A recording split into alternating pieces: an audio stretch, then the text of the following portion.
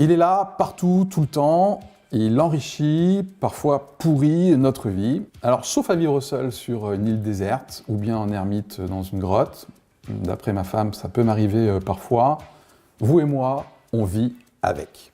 Nos relations sont faites d'actions, de réactions tellement imbriquées, des fois tellement rapides, et bien qu'on peut donner ou recevoir du feedback sans forcément s'en rendre compte. Là, j'en entends certains dire déjà, encore un anglicisme, Philippe. T'as pas autre chose comme terme à nous proposer? Allez, je vous lance un défi. Si vous avez un terme un peu plus Frenchy, mettez-le moi en commentaire, je serais ravi de le découvrir. À sa manière, une réaction telle que celle-ci que vous pourriez avoir, du coup, est un feedback, même effectivement indirect. Bon, à la place du feedback, il peut y avoir éventuellement rétroaction, voilà. Mais bon, je trouve que ça fait un petit peu Goldorak, non? Je disais donc, c'est dommage que le feedback potentiellement reste dans son état un peu inconscient, parce que du coup, le risque est grand qu'il soit maladroit, injuste, peut-être même manipulatoire, et qu'il génère un tel paquet d'émotions que du coup, on aimerait parfois ne plus en donner, et même, surtout, ne plus en recevoir.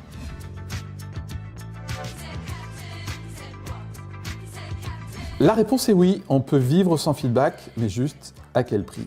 Alors du coup, sous prétexte de se protéger, à quoi ressemblerait un monde sans feedback? Attention, là, ça cogne. Bon, concrètement, on devient tous avares, un petit peu renfermés. C'est le royaume des non-dits. Vous savez, ce qu'on tait et en fait qui nous ronge, et puis ça peut nous rendre soit honteux, soit orgueilleux. Un paquet d'angles morts, donc du coup on passe à côté d'un nombre important d'informations qui auraient pu être utiles, et bien sûr nos points forts sous-exploités, bref, un vrai gâchis.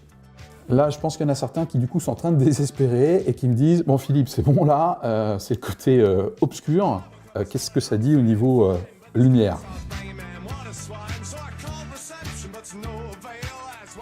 Sauf à être néophyte en la matière, si c'est votre cas, vous êtes le ou la bienvenue ici. Vous savez, vous ressentez intuitivement que donner et recevoir du feedback, eh bien c'est juste vital.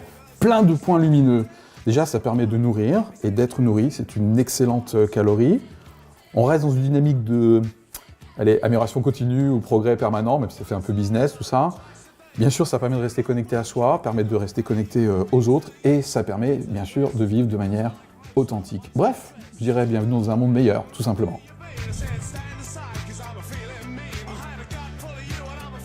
Vous savez quoi? Ça fait 25 ans que je manipule le feedback. Je m'apprête à vous faire l'ensemble de mon CV, en fait. Bon, je constate, en guise de CV, qu'avec mes diverses casquettes, eh bien, le feedback, malheureusement, est largement sous-exploité, alors qu'il est si crucial pour la qualité de nos relations. Et moi, je dis stop.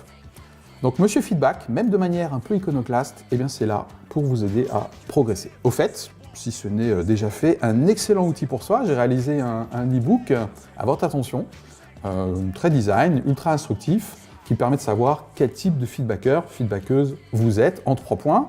Déjà, vous allez découvrir 7 grands profils de feedback. Ensuite, vous allez inévitablement repérer votre mix parmi ceux-ci. Et déjà, vous allez découvrir quelques idées de progression. Juste une petite aparté, je sais que j'utilise beaucoup le mot iconoclaste, c'est un de mes mots favoris, peut-être ça peut agacer parfois. Bon bref, en tout cas, c'était Monsieur Feedback, à bientôt, salut.